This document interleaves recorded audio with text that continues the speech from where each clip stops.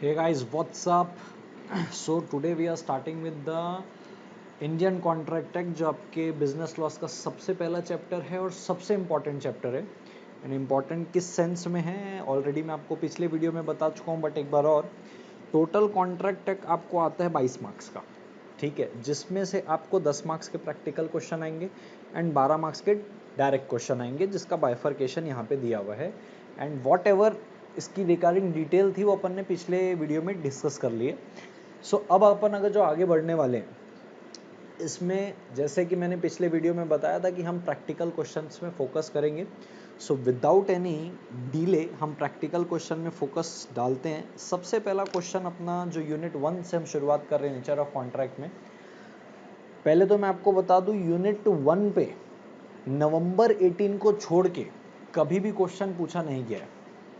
नवंबर 18 को छोड़ दूं, मई 18, नवंबर 18, मई 19 और नवंबर 19, ये 4 अटेम्प्ट में ही सीए फाउंडेशन अब तक हुआ है।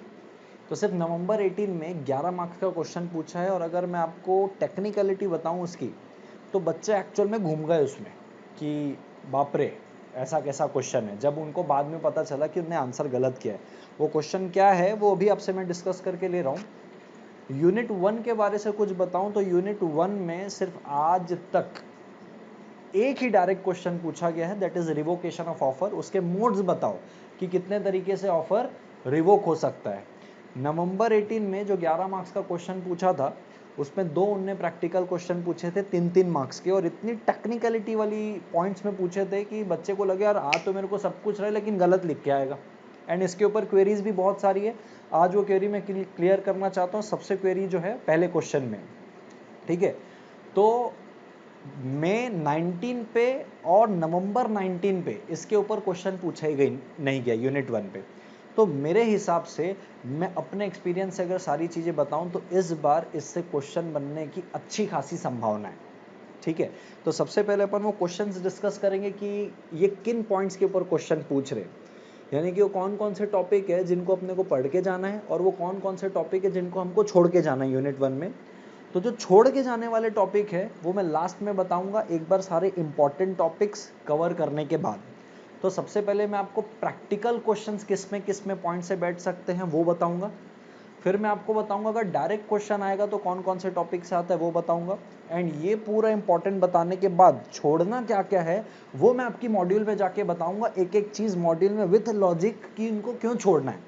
और अगर जो मैं बढ़ा रहा हूँ कि ये पढ़ना है तो ये क्यों पढ़ना है मैं ये भी बताने वाला हूँ आपको। तो सबसे पहला क्वेश्चन जो है जो नवंबर 18 में आया था 3 मार्क्स का, जैसे कि मैंने आपको बताया था 11 मार्क्स का ये वाला था, बट इसके लिए मैं आपको अपने स्लाइड से जाके पढ़ाता हूँ क्वेश्चन एक्चुअल में था क्या। क्वेश्चन ये था कि मिस्टर रमेश नाम के एक बंदे, ठीक है, सीन 1 में ऐसा है, मिस्टर रमेश नाम का एक बंदा है जो हस्बैंड है मिस लाली का।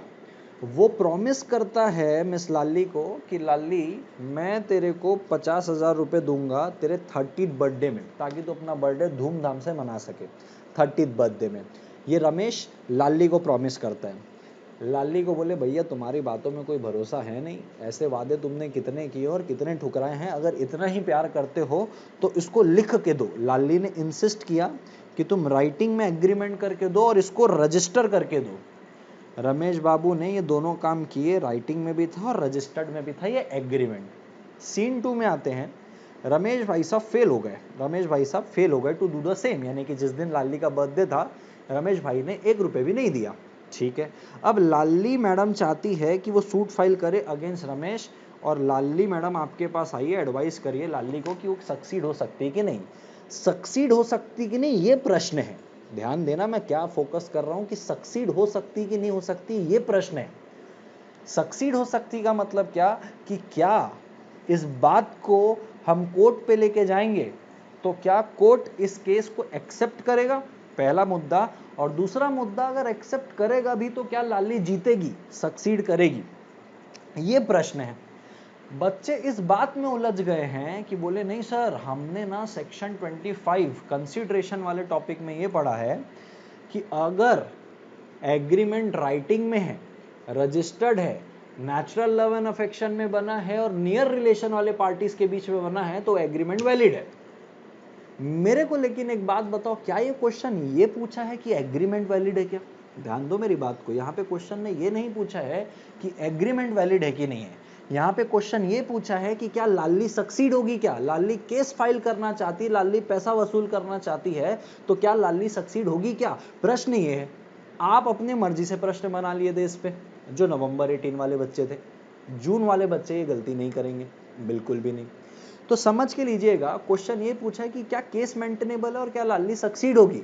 तो इसके लिए आंसर के लिए मैं आपको सबसे पहले सेक्शन 10 में लेके जाना चाहता हूं। सेक्शन 10 अपने को बोलता है इसेंशियल कंडीशन में कि अगर कॉन्ट्रैक्ट बनाना है, ठीक है, अगर कॉन्ट्रैक्ट बनाना है तो दो चीज चाहिए, agreement enforceable by law is equal to contract. तो कॉन्ट्रैक्ट एक्ट कॉन्ट्रैक्ट के ऊपर लगता है, ना कि एग्रीमेंट के ऊपर, ठीक है। तो सेक्शन 10 की पहली कंडीशन एग्रीमेंट हो गई है। और इन्फोर्सिबिलिटी के लिए एक इंपॉर्टेंट कंडीशन होती है, parties must intend to create legal obligation.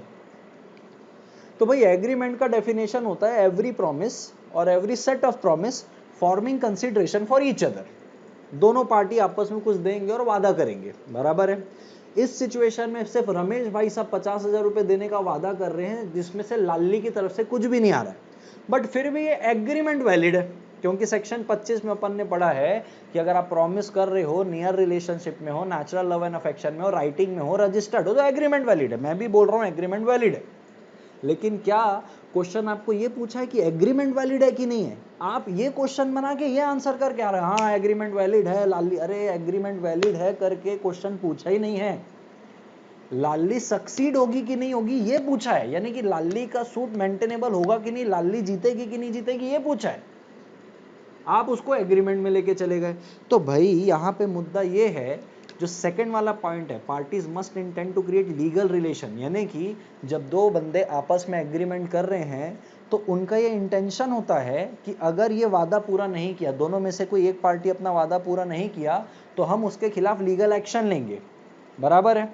इस क्वेश्चन में ऐसा कोई डेटा नहीं दिया, इस क्वेश्चन में ऐसी कोई इंफॉर्मेशन नहीं दी गई है कि लाली और रमेश इसको लीगली इन्फोर्स कराना चाहते थे। भले राइटिंग में था, रजिस्टर्ड भी था, लेकिन ये रिक्वायरमेंट एग्रीमेंट के लिए है, इन्फोर्सिबिलिटी के लिए नहीं है। ये एग्रीमेंट की रिक्वायरमेंट है कि बिना कंसीडरेशन के भी एग्रीमेंट वैलिड होगा। एक पार्टी भी अगर कंसीडरेशन दे रही है, दूसरा पार्टी कंसीडरेशन नहीं दे रहा, फिर भी एग्रीमेंट वैलिड होगा, अगर ये चार चीज है, return, registered, natural love and affection और नियर रिलेशन। ये एग्रीमेंट का पॉइंट है, ये एग्रीमेंट की वैलिडिटी के लिए। लेकिन यहां पे ये बोल रहा है कि क्या कोर्ट में केस मेंटेनेबल होगा? तो भैया कोर्ट में केस तब मेंटेनेबल होगा जब ये कॉन्ट्रैक्ट होगा, क्योंकि कॉन्ट्रैक्ट एक्ट का सहारा लेके अगर अपन कोर्ट में जाएंगे तो कॉन्ट्रैक्ट एक्ट तो कॉन्ट्रैक्ट के ऊपर लगता है ना, कि एग्रीमेंट के ऊपर लगता है। ये तो कॉन्ट्रैक्ट है ही नहीं, ये तो एग्रीमेंट है, सिर्फ एग्रीमेंट है। कॉन्ट्रैक्ट क्यों नहीं है? क्योंकि यहाँ पे पार्टीज ने लीगल रिलेशन क्रिएट करने का इंटेंशन रखा ही नहीं। अब आपके दिमाग में आ रहा होगा, sir what do you mean by legal relation करना, लीगल रिलेशनशिप क्रिएट करने का क्या होता है? कभी भी कोई भी कॉन्ट्रैक्ट बनता है तो उसमें क्लॉज डाला जाता है, अगर राइटिंग में एग्रीमेंट है तो क्लॉज डाला जाता है कि दोनों में से कोई भी एक पार्टी अगर अपने वादे को निर्धारित समय में पूरा नहीं करती, तो जो एग्रीव पार्टी है चाहे तो लीगल एक्शन ले सकती है। ये डाला जाता है, इसको लीगल ऑब्लिगेशन वाला क्लॉज बोला जाता है, अगर राइटिंग में है तो। इंडिया में कॉन्ट्रैक्ट राइटिंग में होना कंपलसरी नहीं है, ओरल भी हो सकता है। ओरल में अगर होता है तो जो पार्टी एग्रीव्ड होता है उसको ये प्रूफ करना पड़ता है कोर्ट में जाके कि भाई इंटेंशन हमारा था कि हम लीगल एक्शन ले सकते हैं। ये प्रूफ करने में हालत खराब हो जाती है अगर ओरल है तो, क्योंकि अगर प्रूफ नहीं कर पाया तो केस हार जाता है। तो फॉर सपोज अगर मैंने आपको राइटिंग में एक इमूवेबल प्रॉपर्टी बेचने का ऑफर किया और आपने खरीदने का वादा किया है, ये एग्रीमेंट बन गया, क्योंकि मैं आपको प्रॉपर्टी दे रहा हूं, आप मेरे को क्या दे रहे हो, उसके बदले पैसे दे रहे हो। दोनों पार्टी ने क्या किया, प्रॉमिस किया, और दोनों पार्टी एक दूसरे को कुछ ना कुछ दे रही है, ये एग्रीमेंट की डेफिनेशन होती है। यहाँ पे एग्रीमेंट ऐसा था कि भाई एक पार्टी दे रही, एक पार्टी नहीं दे रही, लेकिन एक्सेप्शन में आ गया ये natural love and affection near, ये एग्रीमेंट वैलिड है। लेकिन अगर इमूवेबल प्रॉपर्टी वाला रहता है तो हमको लिखना पड़ता है कि दोनों में से कोई एक पार्टी अगर वादा पूरा नहीं करती तो लीगल एक्शन लेंगे। यहाँ पे राइटिंग में एग्रीमेंट हुआ तो जरूर था, स्क्रीन में जो आपको दिख रहा है राइटिंग में एग्रीमेंट हुआ तो जरूर था, लेकिन intention to create legal relationship missing था। कहीं पे भी ये नहीं बोला गया है कि रमेश और लाली, यानी कि सॉरी, रमेश का तो ऑब्लिगेशन सिर्फ देने का है, लाली का तो कोई कंसिडरेशन नहीं है। कहीं पे भी ये बात नहीं बोली गई है कि अगर इन केस रमेश ये वादे को पूरा नहीं करता है तो लाली कोर्ट में जाके लीगल एक्शन ले सकती है। यानी कि intention to create legal relationship, ये आपका इरादा, एग्रीमेंट करते वक्त इंटेंशन था नहीं कि आप लीगल रिश्ता बनाना चाहते हो, ये मिसिंग है। और जब ये मिसिंग होती तो इन्फोर्सिबिलिटी नहीं आती, और जब इन्फोर्सिबिलिटी नहीं आती तो वो कॉन्ट्रैक्ट नहीं बनता, और जब वो कॉन्ट्रैक्ट नहीं कहलाता तो आप कॉन्ट्रैक्ट कैसे बोल सकते हो उसको, और कॉन्ट्रैक्ट एक्ट के प्रोविजन लगा कैसे सकते हो, और कॉन्ट्रैक्ट एक्ट के सहारा लेके आप कोर्ट जा कैसे सकते हो कि कोर्ट में बोलो कि भाई इसको बोल करेगा। तो यहाँ पे एग्रीमेंट वैलिड है कि नहीं है ये नहीं पूछा, यहाँ पे ये पूछा है कि बताओ लाली सक्सीड होगी क्या। तो लाली सक्सीड इसलिए नहीं होने वाली है क्योंकि ये कॉन्ट्रैक्ट ही नहीं है, क्योंकि इंटेंशन, इरादा ही नहीं था लाली का। लाली ने जब ये एग्रीमेंट लिखवाया था तो लाली ने ये बात का सोचा ही नहीं था, इरादा रखा ही नहीं था कि कल को अगर ये 50,000 रुपये नहीं देगा तो मैं इसको कोर्ट घसीट के लेके जाऊंगी। लीगल एक्शन लेने का इरादा एब्सेंट था।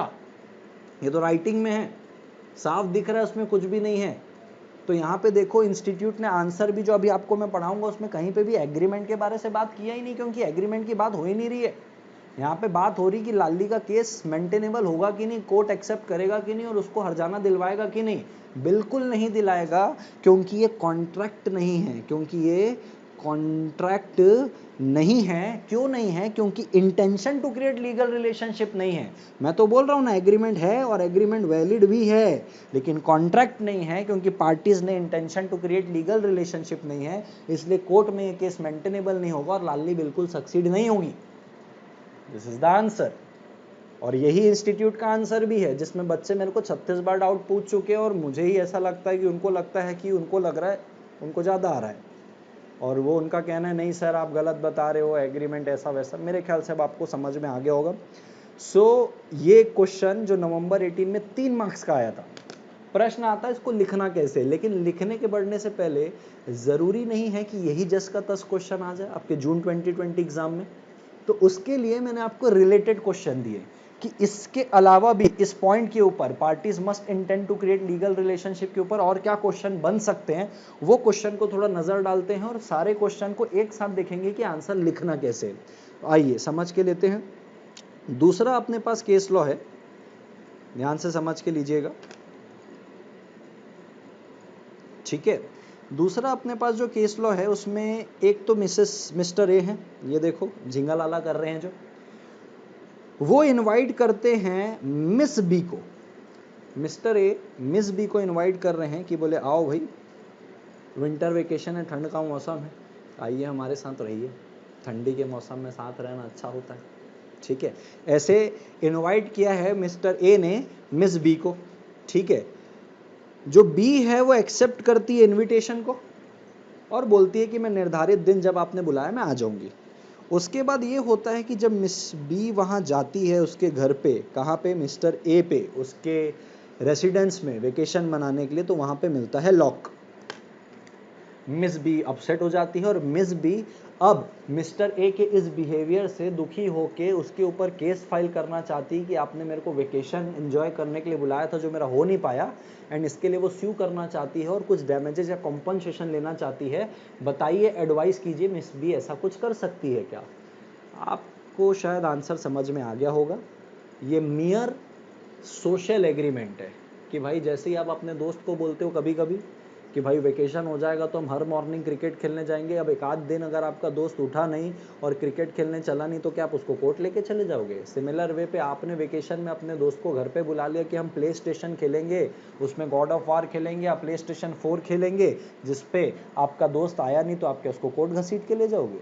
बिल्कुल भी नहीं। It's a social agreement. यहाँ पे भी इरादा मिसिंग है, पार्टिस्ट ने इंटेंड नहीं किया था लीगल रिलेशनशिप क्रिएट करने का, it's a mayor social agreement. तो ये सेकेंड वाला पॉइंट है उसके ऊपर ये फोकस हो रहे। और क्वेश्चन कौन सा आ सकता है इसके अलावा मैं आपको बताता हूँ, और ये तो आपके उसमें भी पूछा गया है, एमटीपी पे पूछा गया है। एमटीपी यानी कि मॉक टेस्ट पेपर। तो मॉक टेस्ट पेपर में एक क्वेश्चन ये पूछा गया था कि एक फादर है, फादर ने प्रॉमिस किया अपने बेटे को कि भाई मैं तेरे को 1 लाख रुपए दूंगा अगर तू सीए का एग्जाम एक बार में पास कर लेगा। तो बच्चे ने सीए का एग्जाम एक बार में पास भी कर लिया, लेकिन फादर 1 लाख रुपए नहीं दिए और वो बच्चा अब केस करना चाह रहा है अपने बाप के ऊपर। तो आपके दिमाग में फिर आ रहा होगा सर नहीं होगा नहीं होगा नहीं होगा, ये सोशल एग्रीमेंट है। गलत, ये सोशल एग्रीमेंट नहीं है, डोमेस्टिक एग्रीमेंट है। सर क्या फ़र्क है दोनों में, सोशल एग्रीमेंट में और डोमेस्टिक एग्रीमेंट में? डोमेस्टिक एग्रीमेंट यानी कि जो घरेलू होता है, आपसी नियर रिलेशन वाले, जैसे फादर और सन है, ठीक है, तो ये होता है डोमेस्टिक।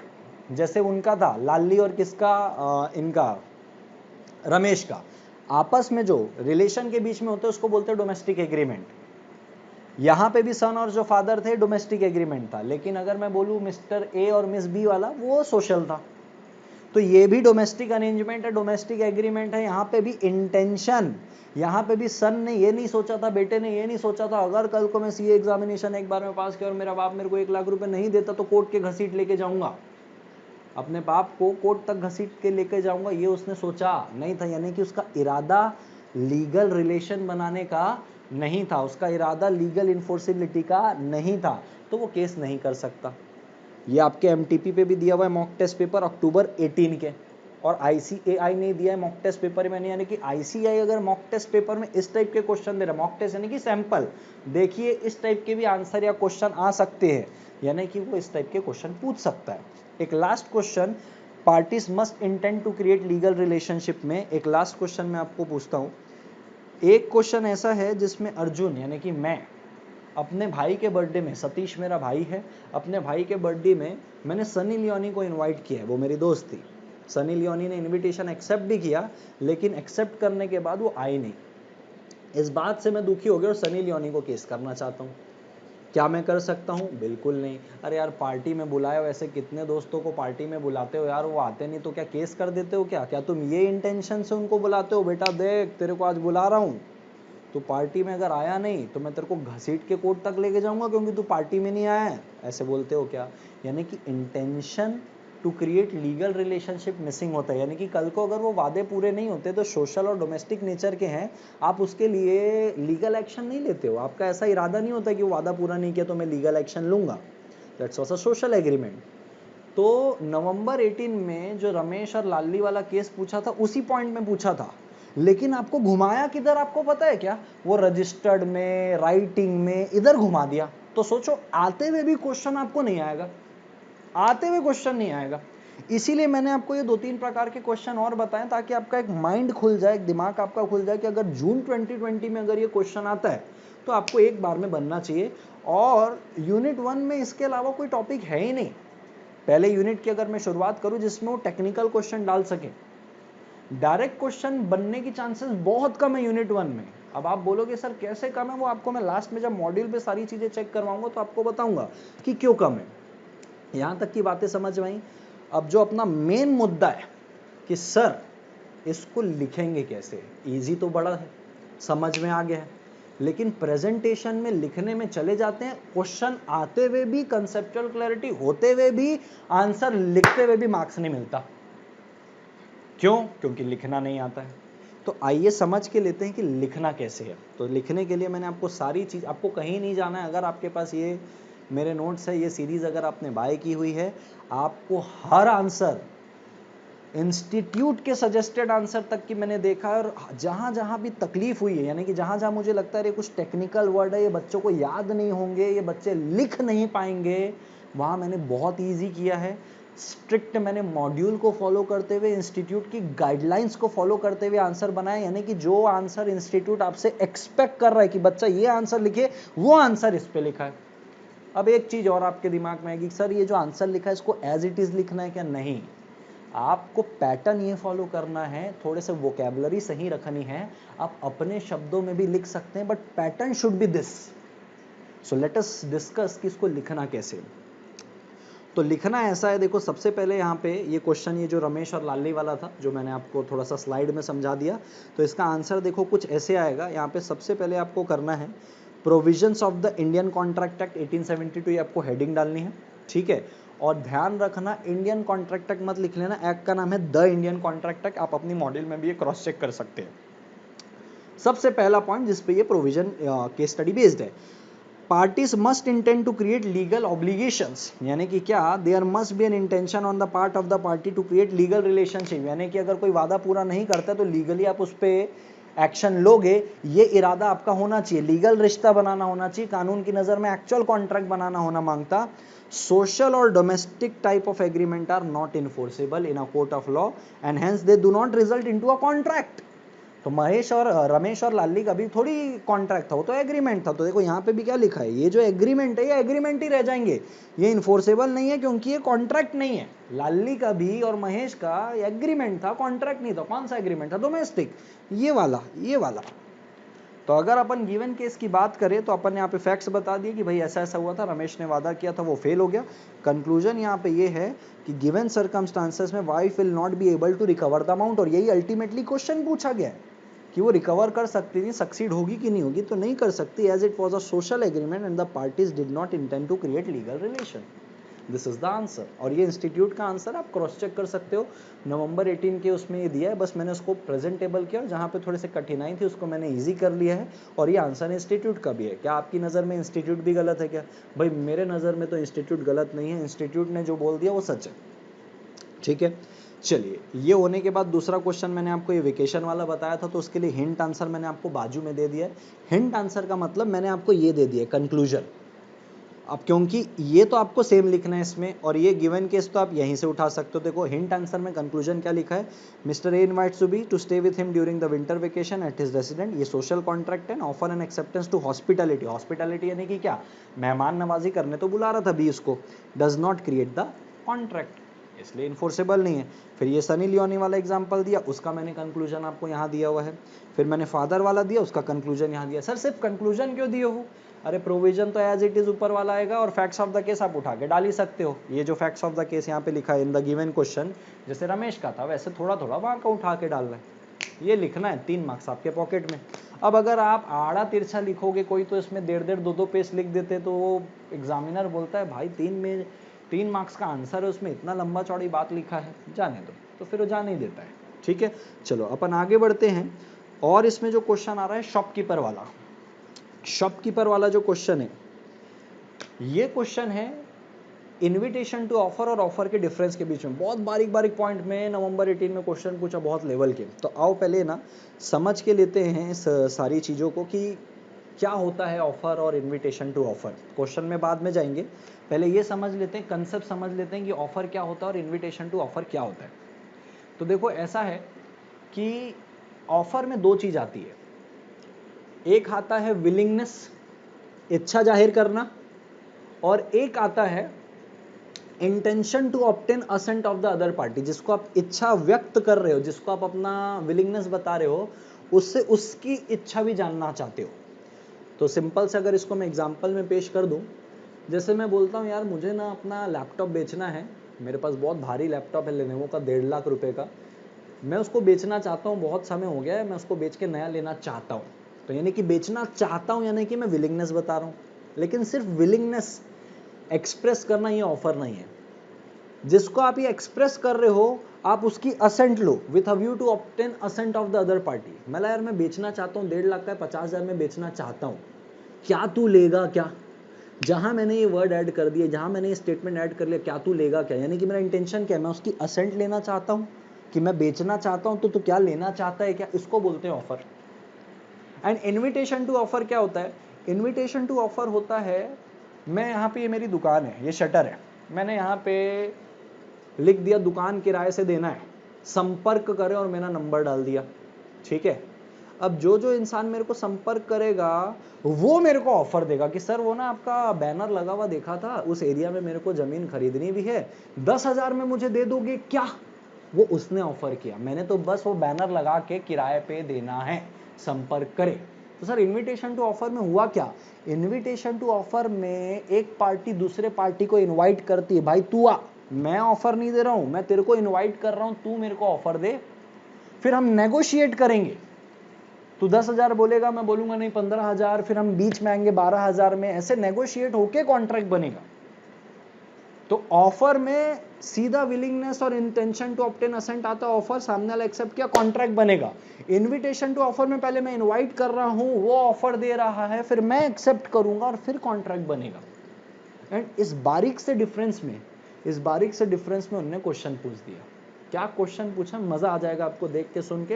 एंड उस क्वेश्चन को दोबारा भी पूछ सकता है, और दोबारा क्योंकि पूछ सकता है तो उसके ऊपर में आपको 2-3 केस लॉ और अलग से केस स्टडी बताएगी, इस हिसाब से वो दोबारा पूछेगा तो पूछेगा। क्योंकि ये भी नवंबर 18 में पूछा, मई 19 में नहीं पूछा, नवंबर 19 में नहीं पूछा, यानी कि पिछले 2 अटेम्प्ट, यानी कि पिछले 4 अटेम्प्ट में सिर्फ एक ही अटेम्प्ट में इन पे क्वेश्चन आया है, और दोबारा आएगा तो इनके पास कोई क्वेश्चन है ही नहीं ऐसी टेक्निकलिटी के लिए।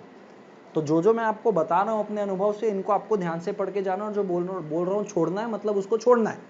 आइए समझ के लेते हैं कि क्या करना है। चलो अब यहाँ पे क्वेश्चन क्या आया था, इनविटेशन टू ऑफर, और ऑफर में ध्यान से समझ के लेना। ये भाई साहब एक शॉपकीपर है, जहां जहां मैं हाईलाइट करते जा रहा हूं वैसे वैसे उसी सीक्वेंस में आपको देखना है, और इधर उधर दिमाग नहीं लगाना है, ध्यान से सुन के लेना। इसने डिस्प्ले किया है, क्या डिस्प्ले किया है, एक पेयर ऑफ ड्रेस था जिसपे प्राइस टैग लगा था 2000 रुपए का, ठीक है, जो जनरली हम शॉप में देखते हैं वो एक डमी में लगा रहता है, डिस्प्ले पे लगाया था, उस पर 2000 रुपए लिखा हुआ था। मिस्टर लवली, मिसेस लवली तुरंत ये ड्रेस को देखती है, उसको बहुत अच्छा लगता है, और तुरंत रश भागते हुए जाती है कैश काउंटर में, और 2000 रुपए पटकती शॉपकीपर के पास, लीजिए, और बोले इसको पैक कर दीजिए। शॉपकीपर रिफ्यूज कर देता, बोले नहीं दूंगा। अब यहां पे जो लवली हैं ये हो जाती सैड, लवली अनलवली हो गई, ठीक है। और अब आपका ये एडवाइस मांग रही है कि भाई बताओ, शॉपकीपर को वो स्यू करना चाहती है और उससे वो ड्रेस लेना चाहती है, बताओ एडवाइस करो लवली को, क्या वो ऐसा कर सकती है क्या। तो यहाँ पे आपको सबको लगेगा हाँ भाई शॉपकीपर तो बेचना चाहता था, तो फिर तो लवली केस कर सकती। नहीं, शॉपकीपर बेचना नहीं चाहता था, शॉपकीपर ने ऑफर नहीं दिया, शॉपकीपर ने इनविटेशन टू ऑफर दिया। इनविटेशन टू ऑफर यानी कि ऑफर नहीं था वो। सोचने में आपको बड़ा अचंभित लग रहा होगा, बड़ा स्ट्रेंज लग रहा होगा, बोले सर ऐसे कैसे हो सकता है, सर शॉपकीपर ने ऑफर तो दिया है। बेटा देखो, ऑफर में मैंने आपको 2 चीज बताई थी, एक तो आप विलिंगनेस जाहिर करोगे कि आप ऐसा कुछ करना चाहते हो, आप सामने से पूछोगे क्या तू लेगा क्या। तो अगर उसने डमी लगाया था और प्राइस टैग के साथ, तो अपन ये समझ सकते हैं हाँ कि वो बेचने का इरादा तो रख रहा था, विलिंगनेस तो था, इच्छा जाहिर तो कर रहा था, डमी लगाया, ड्रेस लगाया, 2000 रुपए चिपकाया हुआ है उसमें प्राइस टैग, यानी कि विलिंगनेस बेचने की तो है। लेकिन क्या वो डमी के पास और डिस्प्ले के पास खड़ा था कि मिस लवली का भी इंतजार करते हुए, लवली मैडम आपको लेना है तो ले लो, मैं बेचना चाहता हूँ 2000 में, ऐसा था क्या। इंटेंशन टू ऑब्टेन असेंट नहीं था। फिर आपके दिमाग में क्वेश्चन आ रहा होगा सर इसलिए फिर लगाया क्यों, बेचना नहीं था तो बच्चों आप याद करो, बहुत बार आपके साथ ऐसा किस्सा हुआ होगा, आपको कोई ड्रेस पसंद आ रहा होगा, कुछ डिस्प्ले में होगा, और आप जाके बोलते हो कि मैं उसको लेना चाहता हूँ, शॉपकीपर बोलता है सॉरी मैडम वो बिकाऊ नहीं है, वो सिर्फ डिस्प्ले के लिए, या तो शॉपकीपर बोलता है सॉरी मैडम वो ऑलरेडी किसी को बिक चुका है, उसका पैसा आ चुका है, हम आपको नहीं दे सकते। हुआ है कि नहीं हुआ है, कई लोगों के साथ ऐसा हुआ होगा। ये वही सिचुएशन है, यहाँ पे भी शॉपकीपर की कुछ मजबूरी हुई होगी जो रिफ्यूज कर दिया। अब यहाँ पे वो केस करना चाहती तो केस कर ही नहीं सकती, ये ऑफर थोड़ी था, ये तो इनविटेशन टू ऑफर था कि आप आओ ऑफर करो, ये तो हमारी मर्जी हमको एक्सेप्ट करना है कि नहीं करना। तो यहाँ पे उसने डिनाई कर दिया अपने किसी कारण से। लेकिन अगर यही वो शॉपकीपर ऑफर करता कि मैडम 2000 में मैं बेच रहा हूँ, लेना चाहता हूँ, और ये एक्सेप्ट कर लेती कि हाँ मैं लेना चाहती हूँ, मैं पैसे दे रही हूँ, अभी पैसे दी भी नहीं है लेकिन एक्सेप्ट भी कर ली ना, क्योंकि वो ऑफर था और इसने एक्सेप्ट कर लिया, कॉन्ट्रैक्ट बन गया है, अब देना पड़ेगा। लेकिन पहले ऑफर नहीं था, सिर्फ इनविटेशन टू ऑफर था, इसलिए कॉन्ट्रैक्ट नहीं बना, इसलिए कॉन्ट्रैक्ट नहीं बना, इसलिए ये जो मैडम है ना ये सैड ही रहेगी, ये हैप्पी नहीं हो पाएगी, क्योंकि उसको एड्रेस नहीं मिलेगा, क्योंकि कॉन्ट्रैक्ट नहीं हुआ और वो केस भी नहीं कर सकती। अब बताओ कितने बारीक पॉइंट में इन्होंने क्वेश्चन पूछा, और आपके मॉड्यूल में साफ लिखा हुआ है कि अगर आप कुछ चीज डिस्प्ले करते हो विद अ प्राइस टैग, वो सिर्फ इनविटेशन टू ऑफर है, ये मॉड्यूल पे लिखा है इंस्टीट्यूट की। तो मेरे ख्याल से आपको ये चीजें क्लियर हो गई। तो बताओ देखो, इतने टेक्निकल पॉइंट में पूछा था, तो ये एक क्वेश्चन, आपको मैं इसके 2 क्वेश्चन और दूंगा, ताकि दोबारा अगर ये ऐसा क्वेश्चन आए तो आपका रहे कि हाँ भाई अपने को तो बन जाएगा, क्योंकि यही सेम क्वेश्चन उठा के दे जरूरी थोड़ी है, इंस्टीट्यूट कुछ भी कर सकता है भाई, कोई सर्टेनिटी नहीं उसकी, ठीक है। आइए दूसरा क्वेश्चन समझ के ले लेते हैं। अब दूसरा क्वेश्चन ऐसा है, अच्छा ये क्वेश्चन में ये अगेन इनविटेशन टू ऑफर के ऊपर है, ये डिस्कस करने के बाद एक क्वेश्चन और डिस्कस करेंगे 3, उसके बाद मैं आपको बताऊंगा इसके आंसर कैसे लिखना है। So let us discuss this question कि कैसे दूसरे क्वेश्चन आ सकते हैं, और ये क्वेश्चन भी आपके एमटीपी पे शायद दिया हुआ है, मॉक टेस्ट पेपर जो इंस्टीट्यूट देता है, अभी मैं जब उसको लेके जाऊंगा उसके आंसर की तरफ तो आपको दिखाता हूँ। तो क्वेश्चन क्या था समझ के लीजिएगा। शंभू दयाल करके एक व्यक्ति हैं, उनने क्या स्टार्ट किया आपको पता है क्या, एक सेल्फ सर्विस सिस्टम स्टार्ट किया एक शॉप पे, अपने ही शॉप में, जैसे सुपरमार्केट होते हैं ना, सुपरमार्केट में अपन सब डिस्प्ले कर देते हैं गुड्स को, एक अलग अलग सेक्शन होता है, ग्रोसरी का अलग होता है, चॉकलेट्स का अलग होता है, और जो डिटर्जेंट का अलग होता है। एक सेल्फ सर्विस शुरू किया, ठीक है। तो सेल्फ सर्विस सिस्टम शुरू किया, वहाँ पे आई श्रीमती प्रकाश। ये श्रीमती प्रकाश है। श्रीमती प्रकाश ये सेल्फ सर्विस शॉप में आई, शॉप में एंटर किया, एक बास्केट लिया, जो अपन वो लेते हैं ना बास्केट, और उसमें आर्टिकल्स डाला। आर्टिकल्स यानी कि जो गुड्स श्रीमती प्रकाश को लेने से डाला, और वो बास्केट को लेके सीधा कैशियर के पास पहुंची पेमेंट में। कैशियर में यहाँ पे शंभू दयाल जी बैठे थे, शंभू दयाल मना कर दिए, नहीं देना बोले, आर्टिकल नहीं दूंगा बोले। आपको लगे पागल आदमी, बोले इंस्टीट्यूट भी और शंभू दयाल भी पागल है, कैसे कैसे क्वेश्चन दे रहा है, और ऐसे ऐसे थोड़ी होता है। शंभू दयाल रिफ्यूज कर दिया। अब रिफ्यूज कर दिया तो अब ये श्रीमती प्रकाश भी यहाँ सेड हो गई और बोले, अब श्रीमती प्रकाश आपसे एडवाइस मांग रही है, बताओ क्या बोले शंभू दयाल को कंपेल कर सकते हैं क्या कि तेरे को देना ही पड़ेगा? ये क्वेश्चन है। अगेन ये इनविटेशन टू ऑफर, फिर आपका दिमाग आपका चकरा जाएगा, बोले सर जब उसको बेचना नहीं था तो सेल्फ सर्विस क्यों शुरू किया, नहीं बेचना था तो। अब हो सकता है ये सेल्फ सर्विस शुरू किया और उसमें एक ऐसा गुड्स डाला जो सिर्फ डिस्प्ले के लिए था। बहुत सारे शॉप में ऐसा होता है, याद करो, हुआ होगा आपके साथ। वो अब यहाँ पे श्रीमती प्रकाश ऐसा कोई गुड्स उठा के ले आई होगी जो बिकाऊ नहीं होगा, मना कर दिया भाई शंभू दयाल ने।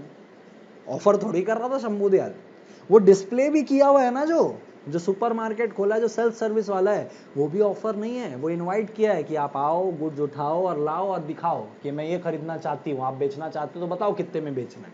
ये उसका ऑप्शन है, एक्सेप्ट करना है कि नहीं करना है, क्योंकि इट्स इनविटेशन टू ऑफर। ये ऑफर नहीं था। क्या खड़ा था क्या हर सेल्फ सर्विस के, हाँ ये ले लो 2000 का, ये ले लो 2000 का? नहीं, उसने सिर्फ इनवाइट किया था। और श्रीमती प्रकाश ने इनविटेशन टू ऑफर पे एक्ट करते हुए श्रीमती प्रकाश ने ऑफर किया कि मैं ये आर्टिकल लेना चाहती हूँ, क्या आप बेचना चाहते हो क्या? उसने रिफ्यूज कर दिया ऑफर को।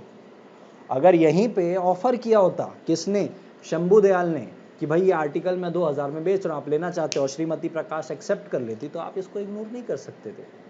समझ में आई क्या बात?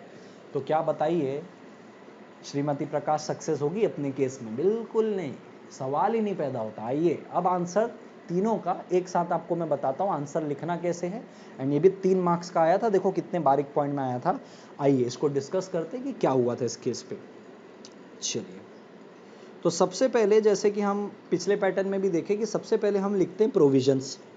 प्रोविजंस ऑफ द लगाना मत भूलना, और द का टी कैपिटल रहेगा, इंडिया का आई कैपिटल रहेगा, कॉन्ट्रैक्ट का सी कैपिटल रहेगा, एक्ट का ए कैपिटल रहेगा। ये तरीका होता है लिखने का, एक्ट का ए कैपिटल। ये सारी चीज़ सिखानी अब मुझे नहीं पढ़नी चाहिए, आपको समझ आना चाहिए, ठीक है। अब सबसे पहले आपको बताना है कि भैया ऑफर जो होता है ना, इन्विटेशन टू ऑफर से अलग होता है। तो सबसे पहले मीनिंग होता है। मीनिंग में क्या भैया, ये विलिंगनेस होती है, मैं तुमको बेचना चाहता हूँ, मैं तुमसे बहुत प्यार करता हूँ, ये विलिंगनेस है। तुमसे शादी करना चाहता हूँ, ये विलिंगनेस है। क्या तुम भी मुझसे शादी करना चाहते हो, ये ऑफर है, क्योंकि आप असेंट जानने की कोशिश किए। और यहाँ पे क्या होता है, एक पर्सन दूसरे को इनवाइट करता है कि भाई तुम उसको ऑफर करो, उसको इनविटेशन टू ऑफर बोलते हैं, ठीक है जी। पर्पस क्या होता है, बोले भाई ऑफर जब आप करते हो तो आपका पर्पस, इंटेंशन होता है कॉन्ट्रैक्ट करने का। लेकिन जब आप इनविटेशन टू ऑफर देते हो तो मैंने आपको पहले ही बोला है, आपका इंटेंशन होता है कि आपको ऑफर रिसीव करना है। आप इनवाइट करते हो, आपको ऑफर रिसीव होता है, और आप नेगोशिएट करते हो। नेगोशिएट करने के बाद आप जो भी इन्विटेशन आता है फिर आप कॉन्ट्रैक्ट करते हो, ठीक है। लीगल इफेक्ट क्या, अगर ऑफर पे अगर आप एक्ट करते हो यानी कि एक्सेप्टेंस करते हो तो कॉन्ट्रैक्ट बनता है। लेकिन इनविटेशन टू ऑफर में अगर आप एक्ट करते हो तो ऑफर बनता है, क्योंकि मैंने आपको इनवाइट किया, आप बोले हाँ मैं खरीदना चाहता हूँ, आप मेरे को इतने में दोगे क्या? तो इनविटेशन टू ऑफर में अगर आप एक्ट किए तो ऑफर होता है, लेकिन ऑफर में एक्ट किए तो क्या बनता है? एक्सेप्टेंस। एक्सेप्टेंस होता है कॉन्ट्रैक्ट। तो ये पहले आपको डिफरेंस बताना है, क्योंकि इसी डिफरेंस में तो विवाद है, इसी में तो लड़ाई है। तो ये 3 डिफरेंस हो गए। सेम मैंने इंस्टीट्यूट के इंस्ट्रक्शन को, गाइडलाइन को फॉलो करते हुए उनकी ही लैंग्वेज ली, लेकिन बहुत इजी कर दिया है। ये डिफरेंस आपको मॉड्यूल में इतना सजाया हुआ मिलेगा नहीं, समझ के लीजिएगा। अब दूसरा, ये एज इट इज इंस्टीट्यूट के मॉड्यूल में आपको लाइन मिल जाएगी, display of articles with a price in it is a self service shop is merely an invitation to offer. ये किसी भी सेंस में ऑफर फॉर सेल नहीं है, the acceptance of which constitute a contract. कोई contract है ही नहीं। तो अल्टीमेटली जो क्वेश्चन पूछा गया उसका आंसर कंक्लूजन में है कि भैया lovely bye selecting dress and approaching the shopkeeper for payment simply made an offer. Simply made an offer to buy the dress selected by her. If the shopkeeper does not accept the price, the interested buyer cannot compel. compel का यानी कि force नहीं कर सकते, मजबूर नहीं कर सकते कि आप मेरे को दो ही। समझ में आई क्या बात? तो फिर भाई यहाँ पे जो लवली थी वो भी सक्सेस नहीं हो पाएगी। और ये देखो शंभू दयाल वाला क्वेश्चन मैंने आपको बताया था, देखो आपके मॉक टेस्ट पेपर में दिया है मार्च 19 में। मॉक टेस्ट पेपर यानी कि क्या होता है भाई? सैंपल, जो 100 मार्क्स का आपका क्वेश्चन पेपर आता है ना, वो मॉक टेस्ट पेपर एक नमूना देती है आपको इंस्टीट्यूट कि देखो भाई ऐसे क्वेश्चन आ सकते हैं। जब इंस्टीट्यूट अगर ऐसे क्वेश्चन दे रहा है तो मेरे ख्याल से ये पूछ सकता है। ठीक है, तो इसका आंसर देखो कैसे रहेगा। प्रोविजन तो मैंने लिखा है सेम एज अबव, वही डिफरेंस, और ये सेकंड वाला पॉइंट भी रहेगा। और आंसर इसका देखो मैंने कंक्लूजन अलग कर दिया है, क्योंकि इसका कंक्लूजन अलग था, वो ड्रेस वाला था, ये आर्टिकल वाला था। ठीक है, सेम आंसर इसमें भी है, कंपेल नहीं कर सकते। फिर मैंने आपको ये अजीत वाला पॉइंट बताया था, उसका आंसर यहाँ दिया, book seller is not bound to sell the book to Ajit, display of goods with prices mark there on is only an invitation to offer. Ajit वाला शायद आपको मैंने बताया नहीं है, बता देता हूँ। देखो यहाँ पे अजीत भाई साहब है, अजीत भाई साहब ने एक बुक देखी डिस्प्ले हो रही थी, जिस शेल्फ में डिस्प्ले हो रही थी, कांच वाला जो होता है, 95 रुपीज़ था।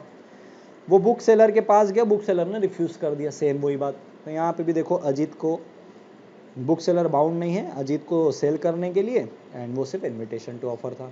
तो ये जो दो क्वेश्चन है ये तो मैंने आपकी समझ के लिए दिया ताकि आपका माइंडसेट खुल जाए कि क्योंकि सेम क्वेश्चन लवली वाला दे जरूरी नहीं, दे दिया तो आपका नसीब।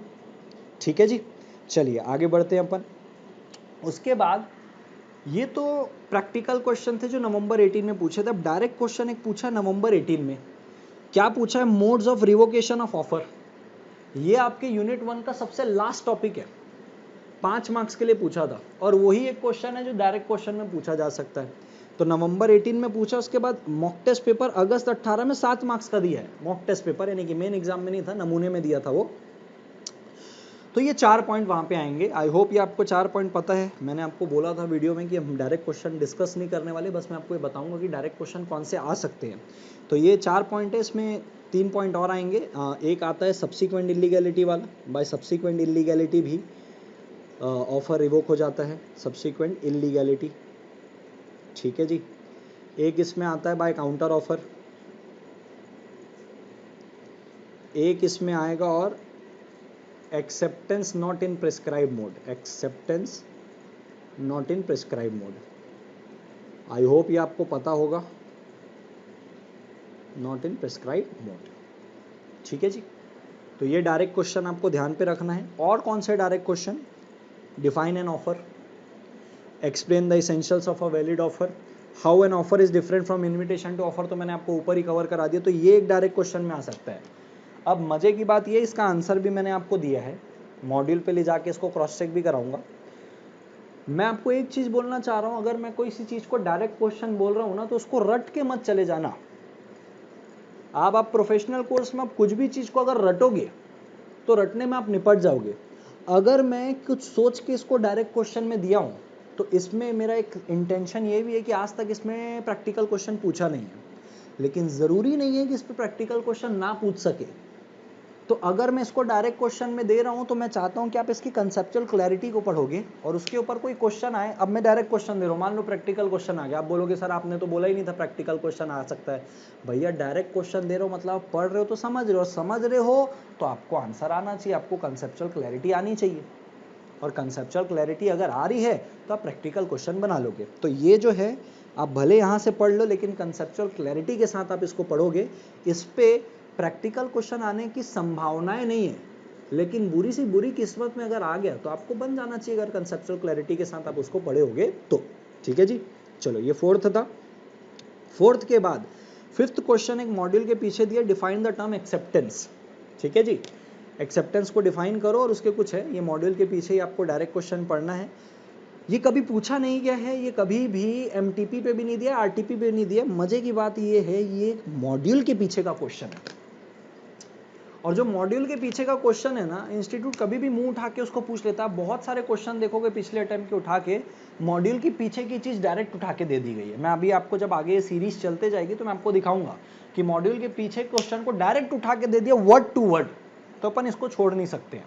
ठीक है, अब ये वाला जो क्वेश्चन है ये बेस्ड है इस पॉइंट के ऊपर, offer should not contain a term the non compliance of which amount to acceptance, और एक ये है साइलेंस एक्सेप्टेंस नहीं कहलाती, उसके ऊपर ये क्वेश्चन बेस्ड है। ये नवंबर 19 में आया है इसी यूनिट 1 में। ठीक है, क्वेश्चन क्या था इसको ध्यान से समझ के लेना, क्वेश्चन अपन इधर से समझ लेते थोड़ा सा इजी हो जाता है। ए भाई साहब थे, उनने बी को ऑफर किया, क्या ऑफर किया, to sell his second hand car, कितने में, 40,000 रुपए में ए ने ऑफर किया। और साथ में ए ने ना एक कंडीशन डाल दी कि बोले बी भाई साहब सुनिए, अगर आप रिप्लाई नहीं करोगे ना 1 हफ्ते में तो मैं मानूंगा कि आपने ऑफर एक्सेप्ट कर लिया है और आप मेरे को 40,000 रुपये दोगे और आप मेरी सेकेंड हैंड कार भी लोगे। भाई ये किधर का नियम है? तो भैया एक ऑफर का जो अभी रूल था मैंने आपको बताया था कि ऑफर पे कोई ऐसी बात नहीं होनी चाहिए जिसका आप नॉन कंप्लायंस करोगे तो माना जाएगा कि आपने एक्सेप्टेंस कर लिया। अब इसमें क्या था यहाँ पे देखो वही बात थी ना कि भाई देख 1 हफ्ते में तेरे को रिप्लाई करना, और अगर तू नहीं इस कंडीशन का पालन नहीं किया, इस कंडीशन का अगर तूने पालन नहीं किया कि 1 हफ्ते में अगर तूने एक्सेप्ट नहीं किया तो मैं मानूंगा भाई कि तूने ऑफर एक्सेप्ट करी है, यानी कि आप नॉन कंप्लाई कर रहे हो कंडीशन का। तो भाई ऑफर में ऐसी कोई भी कंडीशन नहीं होनी चाहिए जिसका आप नॉन कंप्लायंस करो तो माना जाएगा एक्सेप्टेंस। जैसे यहाँ पे 1 हफ्ते में एक्सेप्ट तू जवाब नहीं दिया तो मैं मान जाऊंगा ये एक्सेप्टेंस है। अरे भाई उसको नहीं लेना हुआ इसलिए नहीं जवाब दिया, आप इसको एक्सेप्टेंस ट्रीट नहीं कर सकते हो, साइलेंस है। और साइलेंस का भी मतलब एक्सेप्टेंस नहीं होता है। तो ये दोनों पॉइंट यहाँ पे मिक्स होते। पहली बात तो आप कोई ऐसी कंडीशन ऑफर में डाल नहीं सकते जिसका सामने वाला नॉन कंप्लायंस करे तो आप मानोगे कि एक्सेप्टेंस है। दूसरा, साइलेंस भी कोई एक्सेप्टेंस होती नहीं है। तो यहाँ पे आप समझ के लीजिएगा कि क्या करना है, कैसे करना है। इसका आंसर मैंने हिंट में आपको दे दिया है कि when B remain silent it does not amount to acceptance, as acceptance can not be implied merely from silence. बराबर है।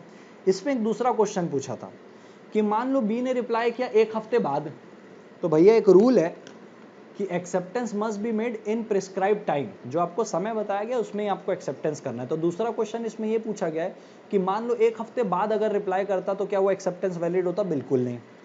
तो देखो यहाँ पे लिखा है acceptance must be made within the time limit. ठीक है, hence B's acceptance after 1 week, that is after the time prescribed by the offerer has left, will not operate to turn the offer into a contract। तो ये question आपको आ सकता है acceptance के ऊपर, practical question, क्योंकि आरटीपी नवंबर 19 में दिया हुआ था। अब आरटीपी क्या है? रिवीजन टेस्ट पेपर, हर अटेम्प्ट के लिए रिवीजन टेस्ट पेपर देता है। हालांकि नवंबर 19 में क्वेश्चन नहीं पूछा था, लेकिन अगर इंस्टीट्यूट कुछ सोच समझ के किसी अटेम्प्ट के लिए क्वेश्चन दे रही, मतलब कहीं पे भी वो स्पेयर में कुछ क्वेश्चन को रखी होगी, आज नहीं पूछी तो कल पूछ लेगी, लेकिन दिया तो इंस्टीट्यूट का ही है ना, तो अपन उसको नकारा नहीं कर सकते। तो एक क्वेश्चन ये पूछ सकता है एक्सेप्टेंस के ऊपर।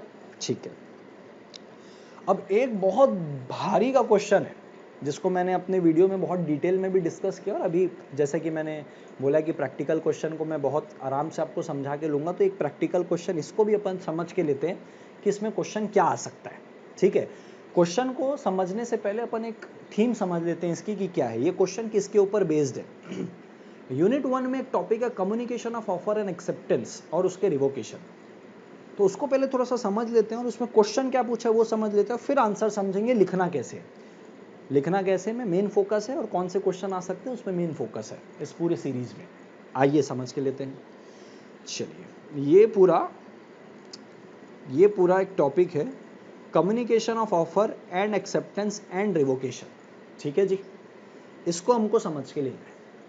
तो इसमें कुछ ऐसा है कि कभी भी अगर आप लेटर से ऑफर और एक्सेप्टेंस खेलते तो कब माना जाएगा कि आपका ऑफर पहुंच गया या आपका एक्सेप्टेंस रिसीव हो गया, वगैरह वगैरह चीज़ें।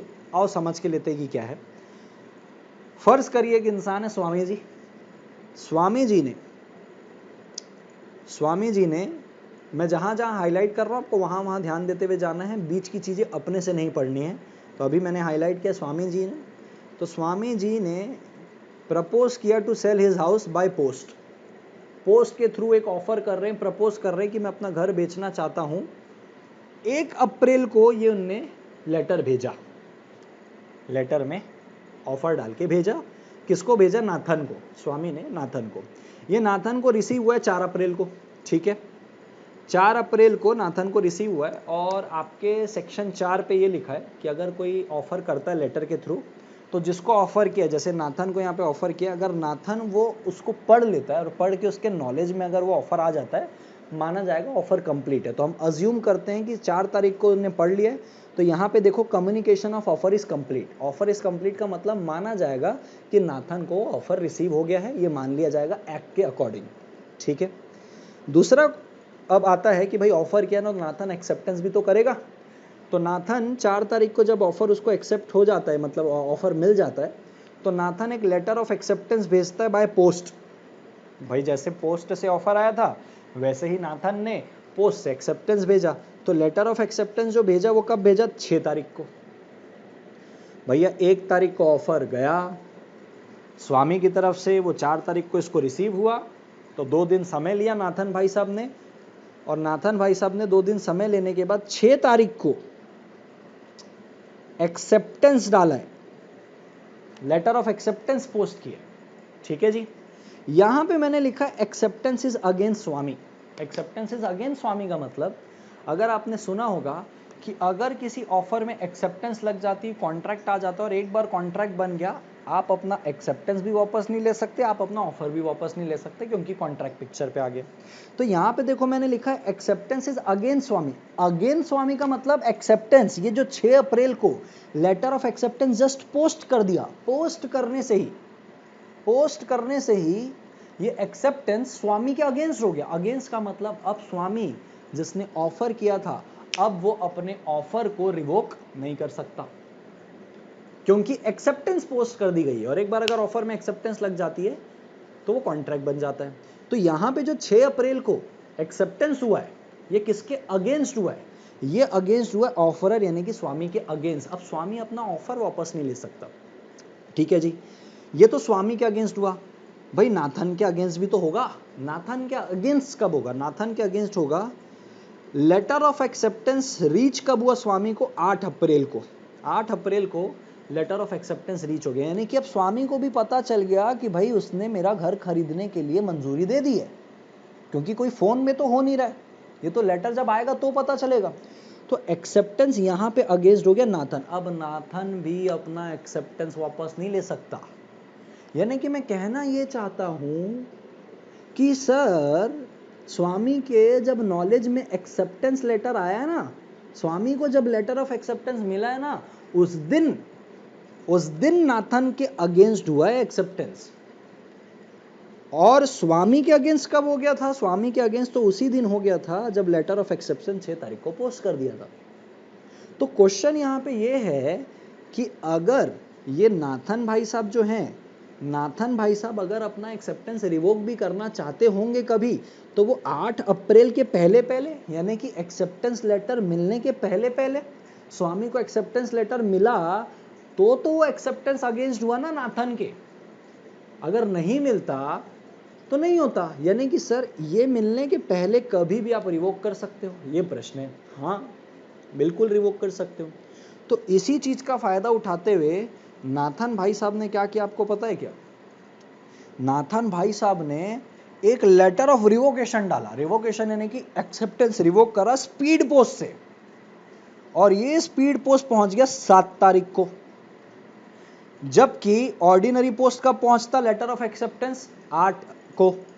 यानी कि सर एक्सेप्टेंस लेटर आने के पहले 7 तारीख को रिवोकेशन पहले आ गया, क्योंकि वो स्पीड पोस्ट से गया था। ठीक है, तो प्रश्न इस क्वेश्चन में वही था जो मैंने बोला था ना, क्वेश्चन को समझ लेते हैं कि क्या 7 तारीख को जो लेटर ऑफ रिवोकेशन आया है और 8 तारीख को फिर एक्सेप्टेंस आएगा, तो किसको वैलिड माने? क्योंकि भैया पहले उसने 6 तारीख को भेज दिया था एक्सेप्टेंस, फिर बाद में उसको लगा नहीं यार मैंने गलत ऑफर एक्सेप्ट कर लिया है, कहीं ऑफर एक्सेप्टेंस लेटर उसको मिल जाएगा स्वामी को तो गलत हो जाएगा, तो उसने स्पीड पोस्ट से letter of revocation of acceptance डाल दिया पहले, जो कि 7 तारीख को मिल गया। तो प्रश्न ये है, क्या लेटर ऑफ एक्सेप्टेंस वैलिड होगा कि लेटर ऑफ रिवोकेशन वैलिड होगा? क्योंकि अगर लेटर ऑफ एक्सेप्टेंस वैलिड हो गया तो कॉन्ट्रैक्ट पिक्चर में आ जाएगा और नाथन को घर खरीदना पड़ेगा। लेकिन लेटर ऑफ रिवोकेशन अगर वैलिड है तो फिर एक्सेप्टेंस का तो कोई सवाल ही नहीं, ऑफर आपने उसने रिवोक कर दिया, कोई पैसे देने की जरूरत नहीं है। तो ये प्रश्न है यहाँ पे। तो अगर देखोगे तो 8 तारीख से पहले 7 तारीख को आ गया रिवोकेशन, तो रिवोकेशन वैलिड कहलाएगा एंड एक्सेप्टेंस का कोई तुक ही नहीं रहेगा। ठीक है, दूसरा क्वेश्चन इस प्रश्न में यह है कि मान लो लेटर ऑफ एक्सेप्टेंस और लेटर ऑफ रिवोकेशन दोनों साथ में आ गए, अब क्या करो बताओ। तो यहां पे ऐसा होगा, स्वामी जी जिस चीज को पहले खोल कर देखेंगे, जो चीज पहले उनके नॉलेज पे आएगी वो वैलिड रहेगा। जो समझदार इंसान होगा वो पहले रिवोकेशन को खोल के देखेगा, क्योंकि रिवोकेशन स्पीड पोस्ट से आई है। पुराने जमाने में स्पीड पोस्ट को टेलीग्राम बोला जाता था। तो भाई कोई भी चीज स्पीड पोस्ट से आई है, टेलीग्राम से आई है, यानी कि अर्जेंट है। तो अर्जेंट में आई, वो जरूरी है, तो खोला तो रिवोकेशन पहले पढ़ा, जो चीज पहले नॉलेज में आ गई वो वैलिड है। लेकिन अगर कोई मूर्ख होगा और अगर उसने लेटर ऑफ एक्सेप्टेंस पहले खोला तो एक्सेप्टेंस वैलिड है, फिर रिवोकेशन का कोई लेना देना नहीं होगा। देखो कितना टेक्निकल क्वेश्चन है, और इंस्टीट्यूट के आरटीपी पे दिया और ये क्वेश्चन पूछा गया। सेम क्वेश्चन जो मैंने आपको बताया इस पे सजा के। आइए इसको समझ लेते हैं। ठीक है, तो क्वेश्चन कुछ इस प्रकार है, जो क्वेश्चन मैंने आपको समझाया था एज इट इज क्वेश्चन यहाँ पे है। पहले तो बोला कि भाई रिवोकेशन पहले आ जाएगा तो क्या होगा, फिर बोला दोनों साथ में आ जाएगा तो क्या होगा। तो देखो आंसर लिखना कैसे। आंसर सबसे पहले कि प्रॉब्लम किससे रिलेटेड है, तो बोले communication of time of acceptance और इसके रिवोकेशन से रिलेटेड। ठीक है जी। दूसरा पॉइंट में ये बताना है सेक्शन 4 के हिसाब से एक्सेप्टेंस कंप्लीट हो जाता है किसके अगेंस्ट, एक्सेप्टर के अगेंस्ट। एक्सेप्टर यहाँ पे कौन है, नाथन। कब, जब वो नॉलेज में आ जाता है प्रपोजर के। प्रपोजर यहाँ पे कौन है, स्वामी। ठीक है जी। तो बोले एन एक्सेप्टेंस में बी रिवोक, एक्सेप्टेंस कभी भी रिवोक हो सकता है any time before the communication of acceptance is complete as against the acceptor. यानी कि एक्सेप्टर को letter of acceptance, sorry offerer को लेटर ऑफ एक्सेप्टेंस मिलने के पहले कभी भी आप रिवोक कर सकते हो, वही चीज यहाँ पे बोल रहा है। तो बोले referring to the above provision, यानी कि ऊपर वाले प्रोविजन को ध्यान पे रखते हुए, yes revocation of acceptance bye Ramanathan is valid. तो जहां मैं नाथन नाथन बोल रहा था, यहाँ पे रामा लिखा हुआ है, वो वैलिड है। क्यों, क्योंकि वो एक्सेप्टेंस लेटर के पहले आ गया। तो इसमें बोला ना कि एक्सेप्टेंस आने के पहले पहले तक आप कभी भी रिवोक कर सकते। दूसरा, अगर दोनों साथ में आए, तो बोले स्वामी अगर टेलीग्राम ओपन करेगा, टेलीग्राम यानी कि स्पीड पोस्ट, पुराने जमाने में स्पीड पोस्ट को टेलीग्राम बोलते थे। ठीक है, और उसको अगर पढ़ लेता है, उसके नॉलेज में आ जाता है, तो एक्सेप्टेंस क्या हो जाएगा, रिवोक हो जाएगा।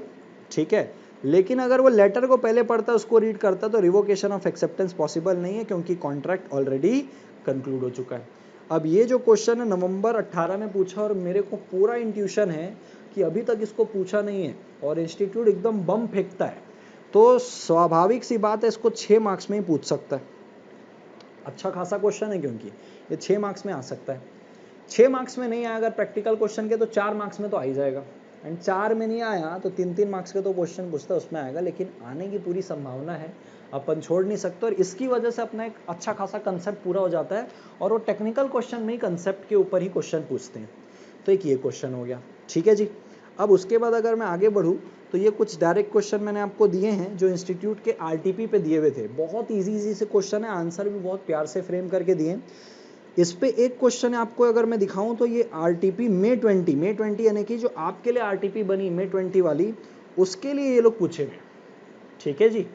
तो ये आपको ध्यान पे रखना है कि इनको एक रीड लगा के चले जाना, इनको कोई याद नहीं करना, पढ़ भी लोगे ना तो हो जाएगा।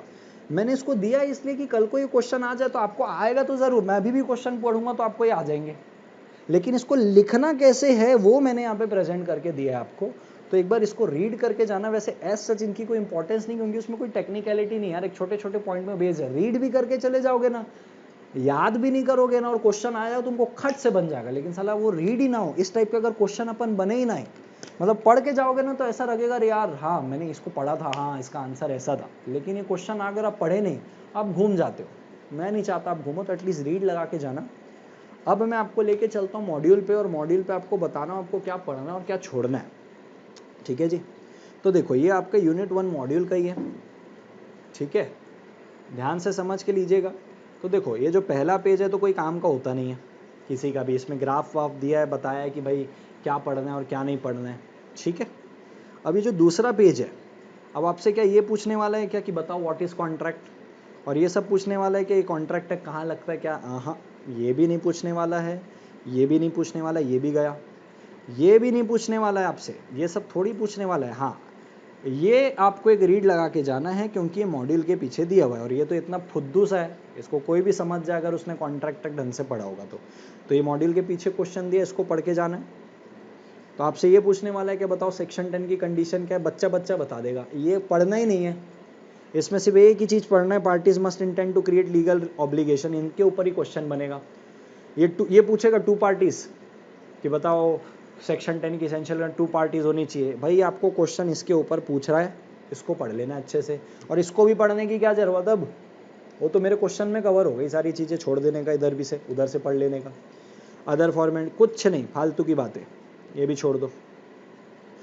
तो बताओ आपको ये पूछेगा फ्री कंसेंट क्या होती है, बताओ ये आप यूनिट 3 में आप क्या पढ़ोगे अगर फ्री कंसेंट यहाँ पढ़ लोगे, तो फालतू की बात है, कुछ नहीं पढ़ना यहाँ से। Capacity to contract third unit में पढ़ना, यहाँ पढ़ लोगे तो वहाँ क्या पढ़ोगे, कुछ नहीं, ये फालतू की चीज़ें, इसको देखना ही नहीं यहाँ से।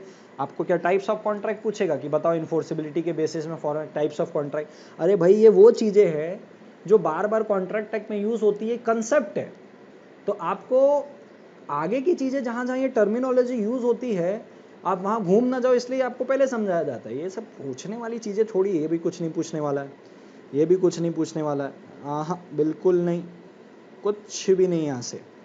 वॉइड कॉन्ट्रैक्ट इलीगल कुछ भी नहीं यहाँ से पढ़ना है, क्वासी कॉन्ट्रैक्ट भी कुछ नहीं पढ़ना है। अब ये थोड़ी सब कॉन्ट्रैक्ट पूछने वाला है, एग्जीक्यूटेड कॉन्ट्रैक्ट क्या, एग्जीक्यूटरी कॉन्ट्रैक्ट क्या, ये सब कुछ भी नहीं। मैंने आपको ये पढ़ने बोला है, ये भी आप मेरे उधर से पढ़ लेना, कहाँ से, जो मैंने आपको अभी सीरीज दिखाई थी उसमें से, क्योंकि ये सेम चीज़ वहाँ पे शॉर्ट में कवर है, रीड लगाना होगा तो आप यहाँ पे भी लगा सकते हो, ठीक है। तो ये सारी चीज़ें अब पढ़ना क्या है, अब ये लालमैन शुक्ला वर्सेस गौरीधर, जहाँ पे केस लॉ बन सकता है ना, ये थोड़ा सा पढ़ के चले जाना, कार्लिल वाला पढ़ के चले जाना। वैसे मेरे को उम्मीद नहीं है इसमें कुछ कार्लिल वाले से आएगा, बट आ भी सकता है, क्योंकि बावरा इंस्टीट्यूट कुछ भी कर सकता है, बट मुझे नहीं लगता आएगा, बट छोड़ नहीं सकते क्योंकि केस लॉ है, तो ये केस लॉ पढ़ लेना, बाकी तो छोड़ देना, ठीक है। ये स्पेसिफिक ऑफर, जनरल ऑफर कुछ पूछने वाला नहीं, ठीक है। ये सब वहाँ पे कवर हो गया मेरे उस पर, जो मैंने सीरीज पॉइंट दी थी, तो यहाँ से पढ़ने की ज़रूरत नहीं, वहाँ पढ़ लेना आप। ये आपको पढ़ना है, ऑफर डिफरेंट होता है इनविटेशन टू ऑफर से, तो ये आपको पढ़ लेना है, ठीक है जी।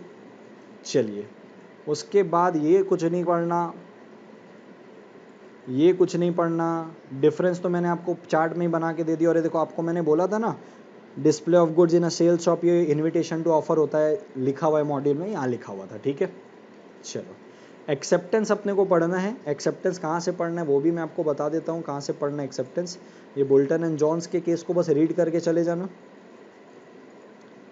ठीक है। और फेल्ट हाउस वर्सेस बिंडले के केस को रीड करके चले जाना, उसमें केस लॉ बना सकता है, वो आज तक पूछा नहीं है, बस क्योंकि केस लॉ है तो बना सकता है, बाकी ये सब कुछ भी नहीं पूछने वाला है वो, ये भी रहन देना, ये भी रहन देना, ये भी रहन देना, कुछ पूछने वाला नहीं है इसमें से। ये टेलीफोन से टेलेक्स एक्सेप्टेंस बकवास, ये भी बकवास, ठीक है।